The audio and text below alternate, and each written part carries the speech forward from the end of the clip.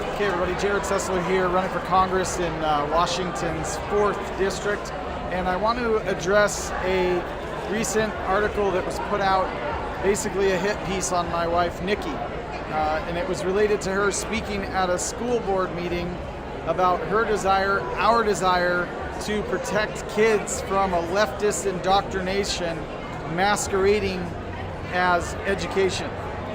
So let me state for the record that I'm incredibly proud of my amazing wife and the passion she shares with me in protecting these kids, protecting our kids, our American kids.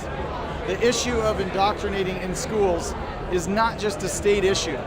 It's a national issue, and it needs to be addressed at a federal level and across our country in every single small town, at every single school board meeting. We should not be singled out. The Department of Indoctrination, along with its $82 billion a year budget, needs, at a minimum, massive reformation, if not elimination, because there is nothing that that the Department of Education does that can't be done by great school boards. Now, we may need to look at those school boards and get some really good people, continue to elect wise, smart parents who can make decisions on those school boards, but the school boards can do it.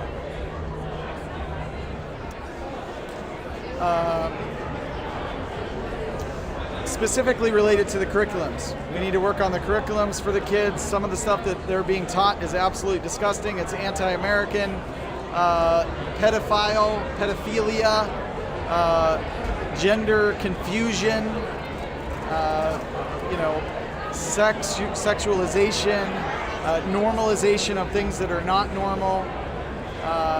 It's utterly clear to me that our school boards in general are out of hand. Now, we've got some good people that have just been elected. I believe there are some good people that have been there, but there are some people that have simply abdicated their responsibilities, and that needs to change.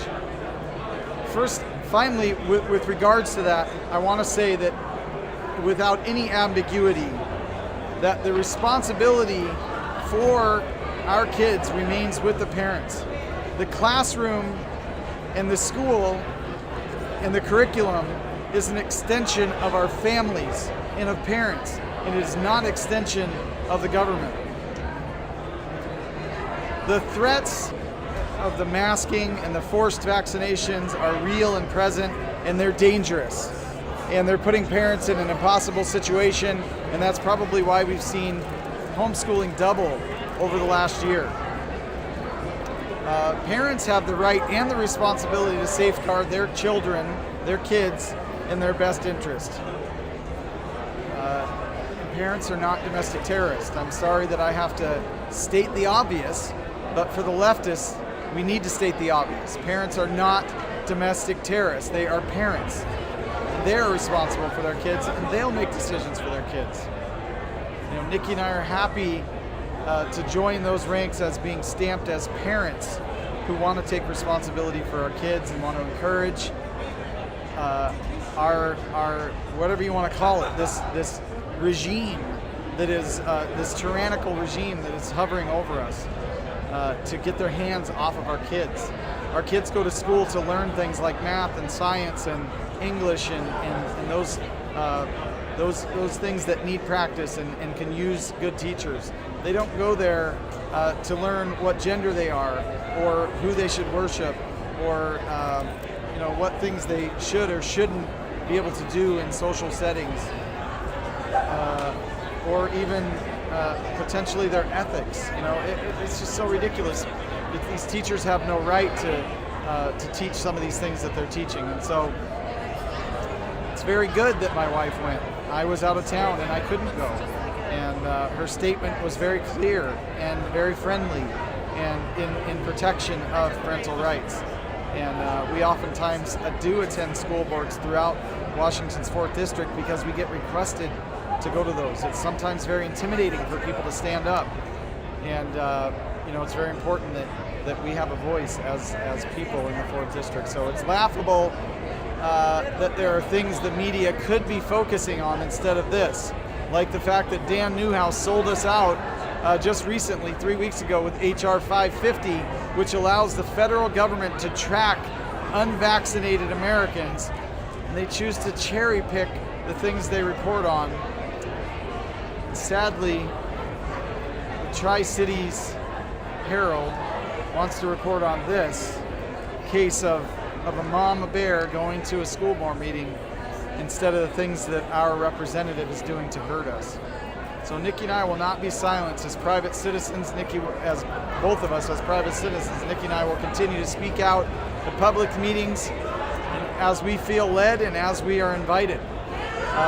Myself, as my wife, she can introduce herself, and it's not appropriate or illegal.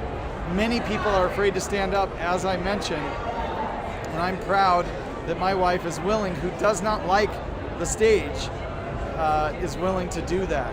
She's a mama bear and she's a super mom. The left is kidding themselves if they think that these moms are going to back down in any way. I stand behind her 100% and all the other moms like her.